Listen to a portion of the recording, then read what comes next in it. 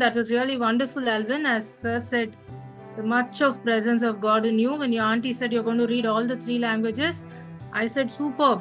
You're really blessed, Alvin. God bless you.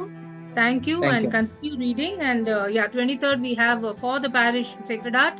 We will share the link and all the details. We have a grand finale celebration. So எல்லாரையும் நம்ம அழைக்கிறோம். மக்கள் இப்போ குழந்தைங்க, so நீங்கள் வந்து ஆண்டவருடைய வார்த்தை ரெசிடேஷனு குவிஸ்ல எல்லாம் வந்து பார்ட்டிசிபேட் பண்ணலாம். Special invitation to Alvin. You be there. We would like to introduce you to the Archbishop. So coming back to today's முக்கிய குறிப்புகள், நேற்று நம்ம படித்தோம் 11, 12, 13 சாப்டர் ஆஃப் விடுதலை பயணம். ஸோ ஒரு முக்கியமான பாயிண்ட் எனக்கு தோணுச்சு. மோசஸ் அவ்வளோ ஒரு தைரியமாக நின்று எவ்வளோ போராட்டங்கள் நேற்று நம்ம கேட்டோம். பாதைகள், ஒரு வாட்டியும் ஃபேரோ ஜனங்களை அனுப்புறதா இல்லை, ஒரு வாட்டியும் ஓகேன்னு சொல்வாரு, அப்புறமா இல்லைன்னு சொல்வாரு. ஸோ மோசஸ் அவ்வளோ ஸ்திரமா நின்று இஸ்ரேல் மக்களுக்காக போராடி அவர்களை விடுவிக்க அவ்வளோ ஒரு காரியங்கள் செய்வார். ஸோ அது ஆண்டவர் அவருக்கு கொடுத்த அழைப்பு. ஆண்டவர் அவர் அப்பாயிண்ட் பண்ணியிருந்தார். ஸோ அதெல்லாம் படிக்கிறப்போ நமக்கு தோணுது, இன்றைக்கும் நமக்கும் கூட ஏதோ ஒரு அழைப்பு இருக்கும். ஆண்டவர் நமக்கு ஏதோ ஒரு அழைப்பு வச்சிருப்பார், ஏதோ ஒரு திட்டம் வச்சிருப்பார். நம்ம நினைப்போம், நம்ம இந்த இவ்வளோ பெரிய உலகத்துல நம்ம ஒரு சின்ன ஆளு, ஏதோ இறுதியாண்டவர் கோயில் பங்குல ஒரு குடும்பம், நம்முடைய வட்டத்துல நம்ம குடும்பத்துக்குள்ள நம்ம இருக்கோம் அப்படின்னு நம்ம நினைப்போம். அந்த வட்டத்துக்குள்ளே ஆண்டவர் நமக்கு ஒரு திட்டம் வைத்திருப்பார். ஸோ கண்டிப்பாக நாம் ஒவ்வொருவரும் இந்த 15-20 பேர் இவ்வளோ பெரிய பங்குல நீங்க ஒரு சின்ன ஒரு குரூப் ஜாயின் பண்ணி ஆண்டவருடைய வார்த்தையை நம்ம படிச்சுட்டு இருக்கோம். கண்டிப்பாக நம் ஒவ்வொருவருக்கும் ஒரு திட்டம் இருக்கும். அந்த திட்டத்தை நாம் அறிந்து ஆண்டவர் நம்ம என்ன செய்யணும்னு சொல்றாரோ அதன்படி நம்ம கீழ்ப்படிந்து நடந்தால் கண்டிப்பாக ஆசீர்வாதங்கள் நம்மையும் நம்ம குடும்பத்தையும் தொடரும் ஃபார் ஜெனரேஷன்ஸ் டு கம். இந்த குடும்பத்துக்கு மட்டும் இல்லை, for generations to come. So I felt like sharing that today. So thank you. And 13ஆம் அதிகாரம் நம்ம படிக்க கேட்டோம். ஆல்வின் அவ்வளோ சூப்பராக படிச்சாரு. குழந்தை மேக ஸ்தம்பமும் அக்கினி ஸ்தம்பமும் இஸ்ரவேலரை அவர்களுடைய பயணம் முழுவதும் வழி நடத்தின. எனவே மக்கள் எங்க போகிறோம் என்று தெரியாம போயிட்டு இருந்தாங்க. அவங்க கவலைப்பட கூட தேவை இருந்தில்ல. எங்க நம்ம ஜெயநகர் போறோமா, ஆர்டி நகர் போறோமா, எங்க போறோம் தெரியல. அவங்க பிளைண்டா போயிட்டு இருந்தாங்க. ஏன்னா ஆண்டவர் அவர்களை நடத்திட்டு இருந்தாங்க. ஜனங்க ஆண்டவரை நம்பினாங்க. இதை செய்ய இன்றும் நான் சொன்ன மாதிரி ஆண்டவர் நம்ம அழைக்கிறாரு. தேவன் இவர் போனவர்களாய் தமக்கொன்னு ஒதுக்கி வைத்ததை காண்கிறோம். அவர்களை மீட்க மக்கள் பிடிவாதக்கார கழுதைகளையும் பிடிவாதக்காரமான மக்களையும் மீட்க கூட ஆண்டவர் ரிடீம் பண்ண அவர்களுக்கும் ஒரு சான்ஸ் கொடுத்து அவர்களையும் கூப்பிட்டு அவர்களையும் மீட்டு கொண்டு செல்கிறார். 14ஆம் அதிகாரம் இஸ்ரேல் புத்திரர் கடலின் நடுவில் உலர்ந்த தரையில் நடந்தார்கள். நாம் கேட்டோம். மற்றவர்கள் எல்லாம் அனைவரும் அழிந்து போனார்கள். கர்த்தர் செய்த மகத்தான கிரியை இஸ்ரேல் கண்டார்கள். மக்கள் கர்த்தருக்கு பயந்து கர்த்தரையும் அவருடைய தாசனாகிய மோசேயையும் விசுவாசித்தார்கள். நம் வாழ்விலும் கூட இது போன்ற யாத்திராகமம் போன்ற சூழ்நிலைகளை கண்டிப்பாக நம்ம இன்னைக்கும் சந்திக்கிறோம். We face exodus in our life. நம்ம செய்ய வேண்டியது எல்லாம் ஒன்னே ஒன்றுதான். ஆண்டவரை மட்டும் நம்பி அவர் சொல்ற மாதிரி நம்ம கேட்டு அவருடைய பாதையில நடந்து சென்று கொண்டே இருக்க வேண்டும். ஆண்டவரே நம்மை நடத்தி செல்வார். 15ஆம் அத்தியாயம் ஆரோனின் சகோதரியாகிய மிரியம் என்னும் தீர்க்கதரிசியானவள் தன்னுடைய கையில் ஒரு டிம்பிளை எடுத்துக்கொண்டு, இதெல்லாம் மகளிருக்கு, ஹால்ல இருக்கும் நம்ம போல மகளிருக்கு ஸ்பெஷலான ஒரு நியூஸ். ஸ்ரீகள் யாவரும் ஓசையோடும் நடனத்தோடும் அவளுக்கு பின்தொடர்ந்ததை காண்கிறோம். தேவன் தம்முடைய ஜனங்களை எந்த நேரத்திலும் அவர் விரும்பும் எந்த வகையிலும் மீட்பார் என்பதை நாம் புரிந்து கொள்கிறோம். மிரியம் ஒரு எக்ஸாம்பிளா இருந்தாங்க. ஆண்டவரை போற்றி புகழ்ந்து மியூசிக் பிளே பண்ணி அவங்க புகழ்ந்தாங்க. அவங்க செய்யறத பார்த்து எல்லா மகளிரும் கூட வந்து நின்று ஆண்டவரை புகழ்ந்தார்கள். நாம் இன்றைக்கு மகளிர் அதே போல ஆண்டவரை புகழ, நற்செய்தியை கூற, நல்ல விஷயங்களை கூற ஒவ்வொரு பெண்மணியையும் ஆண்டவர் இன்று நம்ம ஒவ்வொருவரையும் அழைக்கிறார். அவருடைய ஞானத்தையும் நமக்கு கொடுத்து நம்முடைய வாழ்க்கையை ஆசீர்வதிக்க ஆண்டவர் காத்திருக்கிறார். ஆண்டவரோடு நாம் பயணிக்க வேண்டும் என்பது நமக்கு ஆண்டவர் கூறும் வாக்கு. ஆமென்.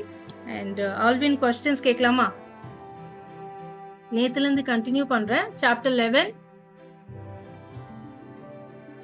Exodus chapter 11 verse 8. How did Moses feel after delivering the message about the final plague?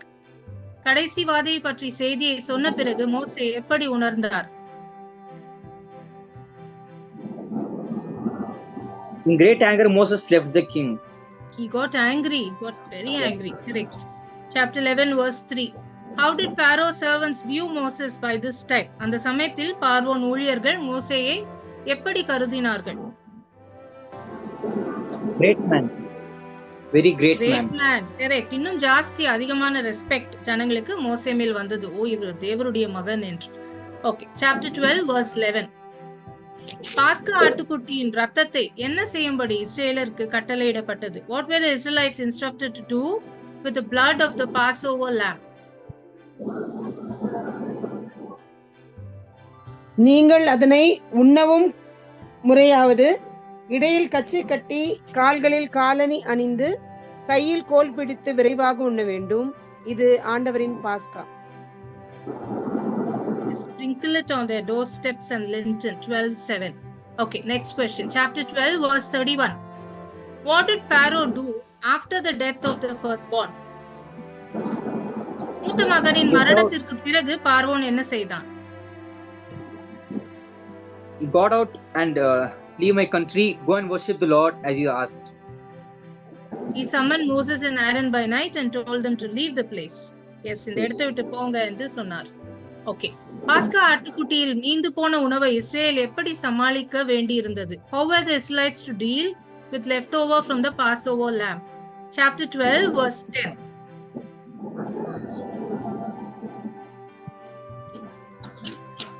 You must not leave any of it until morning. நெருப்பில் சுட்டெரியுங்கள் என்று சொல்றாரு இல்லையா? 12:10. விடியற் காலை வரை மீதி வைக்க வேண்டாம், காலை வரை எஞ்சியிருப்பதை நெருப்பால் சுட்டெரியுங்கள். burn it in fire என்று சொல்வார். ஓகே, 13ஆம் அதிகாரம் 2ஆம் வசனம். What did the Lord command concerning the consecration of the firstborn? முதற் குழந்தை பற்றி. தலைப்பேறு அனைத்தையும் எனக்கு அர்ப்பணம் செய். கரெக்ட். மனிதன் மிருகங்களிலும் முதற் போன ஒவ்வொரு ஆண்மகனையும் கர்த்தருடையவனாக அர்ப்பணம் செய்ய வேண்டும். Next question. Chapter 13 3 to 9. இது சொந்த வாக்கியல சொல்லுங்க. What was the purpose of the feast of unleavened bread? புளிப்பில்லாத அப்ப பண்டிகையின் நோக்கம் என்ன? Chapter 13 verse 3 to 9. It is not there actually. உங்க சொந்த வார்த்தையில சொல்லுங்க. என்ன நடந்துட்டு இருந்தது அங்க? இதுக்காக ஆண்டவர் இந்த ஒரு ஃபீஸ்ட் செலிப்ரேட் பண்ண சொன்னார். அந்த நாட்டை விட்டு அவங்க அர்ஜென்டா போன மாதிரி தான், அதான் புளிச்சு வச்சு சாப்பிடுறதுக்காக நேரம் இல்லைங்க. Correct. Immediately they had to leave to commemorate the exodus from Egypt. அவர்களுடைய விடுதலை பயணம் அவர்களுக்கு நினைவூட்டுவதற்காக ஆண்டவர் இந்த ஃபீஸ்டை செலிப்ரேட் பண்ண சொன்னார். Correct. Next question. What did Moses take with him from Egypt as per Joseph's request? Chapter 13 verse 19. யோசேப்பின் வேண்டுகோளின்படி மோசே எகிப்திலிருந்து தன்னுடைய எதை எடுத்து சென்றார்? Took the body of Jesus with him. மோயிசனுடைய எலும்புகள். யோசேப்பின் எலும்புகளை. Correct. Bones of Joseph. He took the bones of Joseph எலும்புகளை. Correct.